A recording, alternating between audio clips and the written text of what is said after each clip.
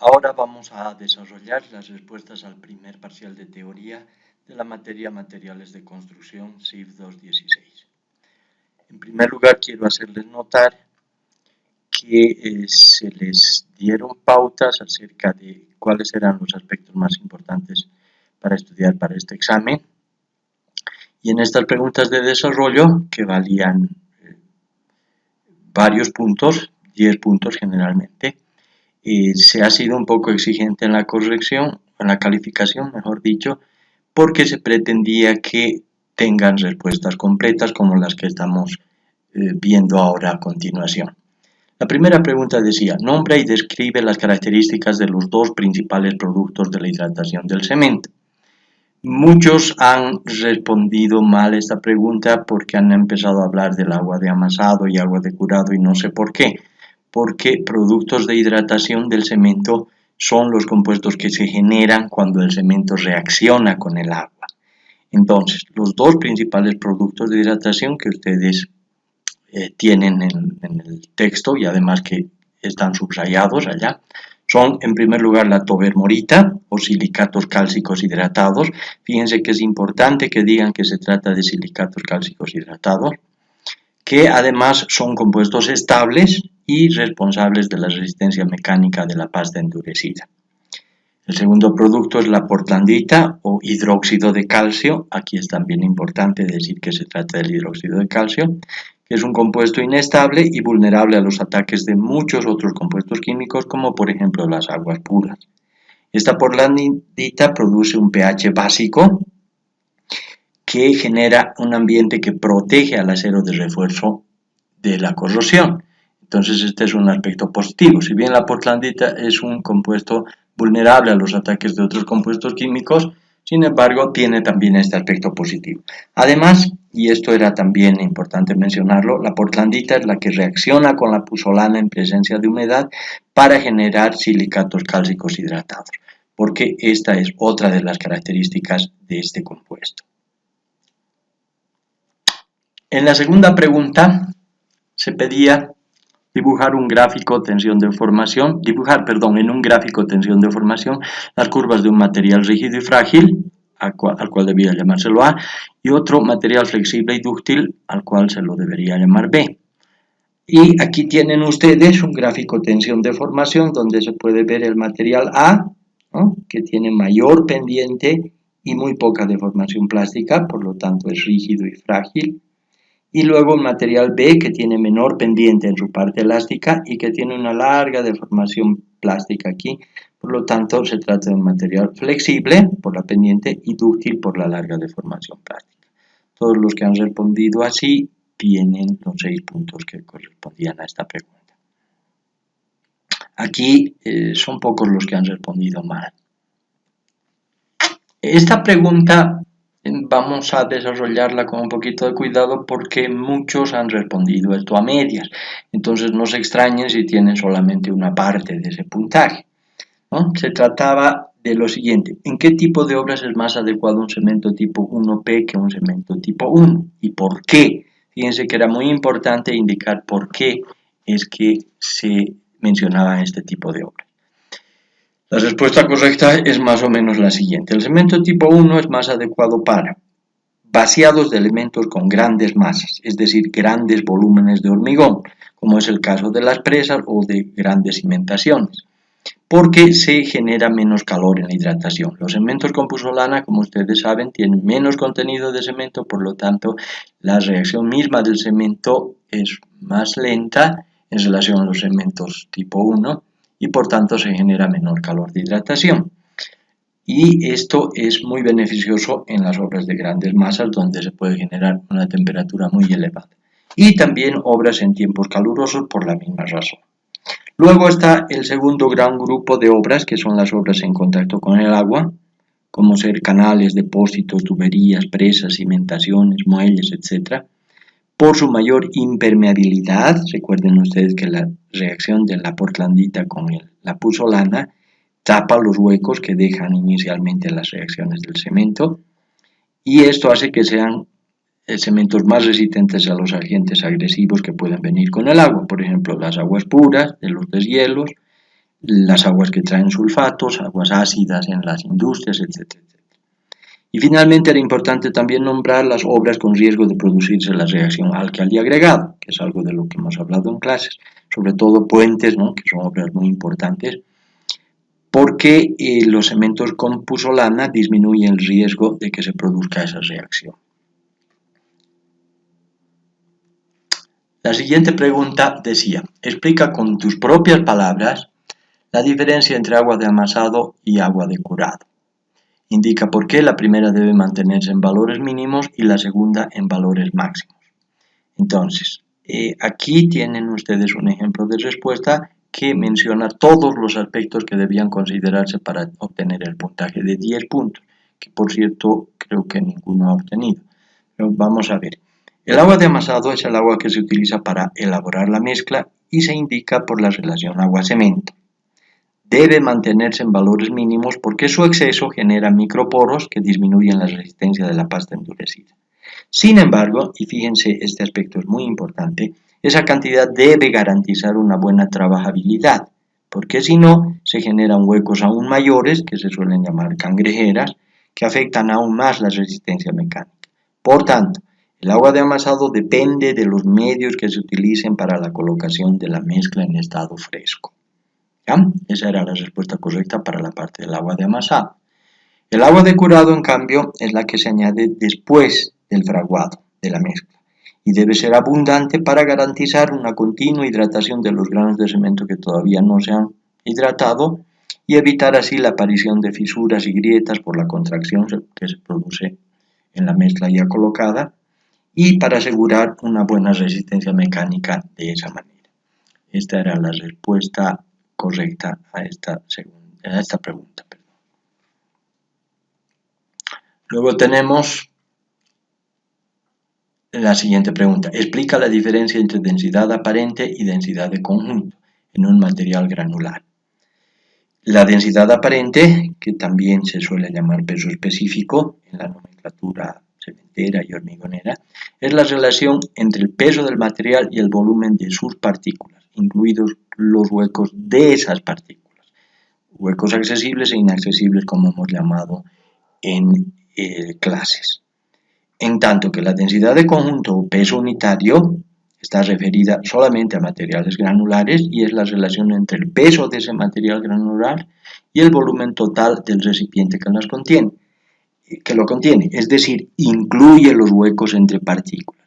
Fíjense que era muy importante indicar esta última parte, es decir, que incluye los huecos entre partículas. Esta pregunta la mayoría la ha respondido bien. Luego tenemos la siguiente pregunta en la que se pedía que se indique si las siguientes proposiciones eran verdaderas o falsas. La primera decía, la finura es una propiedad mecánica. No, eso es falso, la finura es una propiedad física. Luego, la elasticidad es la capacidad de sufrir deformaciones reversibles. Correcto, esto es verdadero, la elasticidad es la capacidad de sufrir deformaciones reversibles. Luego teníamos, la oquedad es el volumen de huecos ocupados por el agua en una partícula. No, la oquedad es lo que corresponde a los vacíos entre partículas. El volumen de huecos ocupados por el agua en una partícula se llama absorción. Finalmente, la permeabilidad es la propiedad por la cual un líquido penetra y asciende por los poros de un material por tensión superficial. No, esto es falso. Esa definición corresponde a la capilaridad, no a la permeabilidad. Cada uno de estos puntos valía un punto y en total la pregunta valía 4. Luego tenemos una pregunta en la que se tienen 4 segmentos con los siguientes resultados en cuanto a los constituyentes principales y había que indicar cuál era más adecuado para diferentes aplicaciones. Aquí se podía repetir la misma opción, no era necesario ocupar todas las opciones y la pregunta en total valía 12 puntos, 3 puntos para cada respuesta correcta. La primera aplicación era un canal para agua de deshielo. Como ustedes saben, un canal para agua de deshielo requiere poco silicato tricálcico, porque es este compuesto el que genera la portlandita, que es la atacada por las aguas puras, características de las aguas del deshielo. Por lo tanto, el cemento que tiene menos cantidad de silicato tricálcico aquí es el cemento número 3 y ese era el que debería elegirse. Luego, para el segundo caso tenemos una cimentación expuesta a aguas con sulfato. Las aguas con sulfatos, o los sulfatos mejor dicho, atacan al aluminato tricálcico. Por lo tanto, aquí el más adecuado era el cemento con menos cantidad de aluminato tricálcico, por lo tanto la respuesta correcta era el cemento número 2. Luego tenemos viguetas pretensadas. En este caso se requiere alta resistencia inicial, es decir, resistencia a tempranas edades, y como ustedes saben, esa resistencia se consigue con el silicato tricálcico. Por lo tanto, en este caso había que elegir el cemento con mayor cantidad de silicato tricálcico, es decir, el cemento número 1. Y finalmente, para una represa, lo que se requiere es bajo calor de hidratación. Por lo tanto, aquí podían elegir entre el cemento 2 y 3, que son los que tienen menos cantidades de silicato tricálcico y aluminato tricálcico respectivamente. Por tanto, podían elegir el cemento 2 o el cemento 3, ¿no? En este caso, yo he elegido el cemento 2, que es el que menos aluminato tiene y también es uno de los que tiene menos silicato tricálcico. La siguiente pregunta decía, ¿cuál es la resistencia mínima esperada de un cemento de categoría resistente media según NB011 a la edad de 28 días? Esto valía 4 puntos y como ustedes saben, la norma boliviana NB011 especifica dos tipos de cementos en la práctica, ¿no? El cemento de categoría resistencia media con 30 megapascales, que era la respuesta correcta, y los de cementos de categoría resistente alta que tienen 40 megapascales. Todas las otras respuestas eran incorrectas.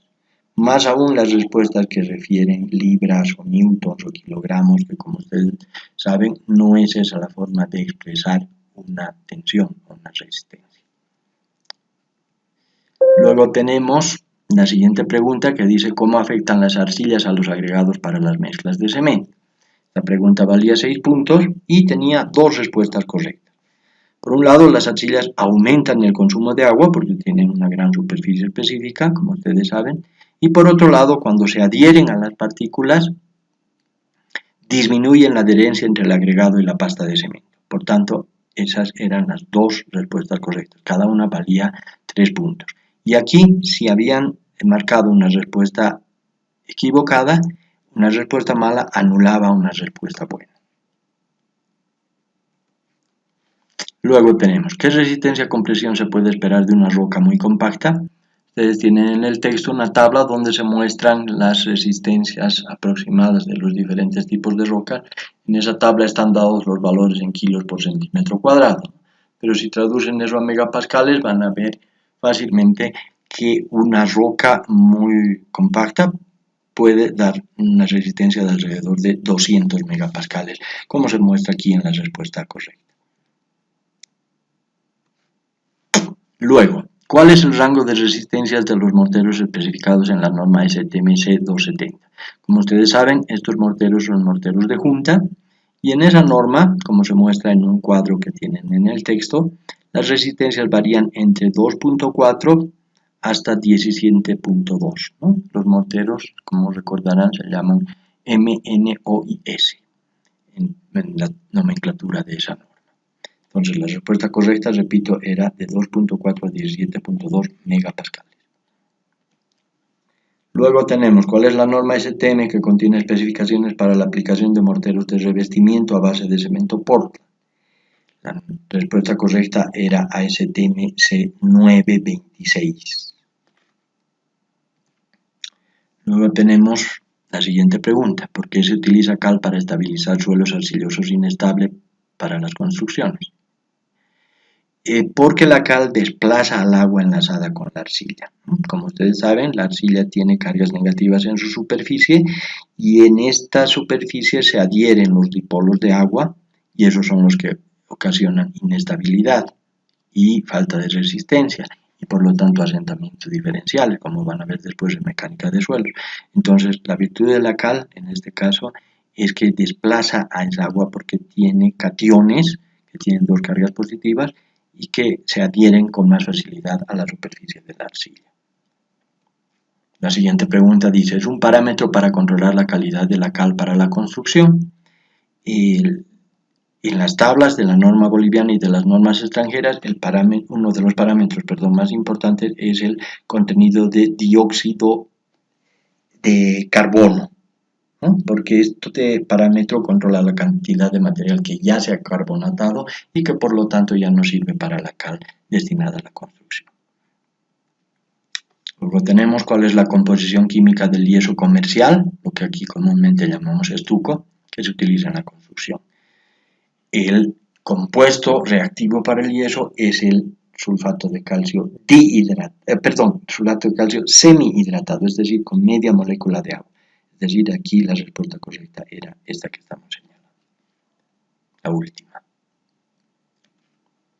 Finalmente se pedía el orden de magnitud de la resistencia a compresión de un adobe común y la respuesta correcta, si bien no se muestra todo el cuadro de respuesta en esta diapositiva, la respuesta correcta era 0.3 megapascales. Bien, con esto hemos concluido.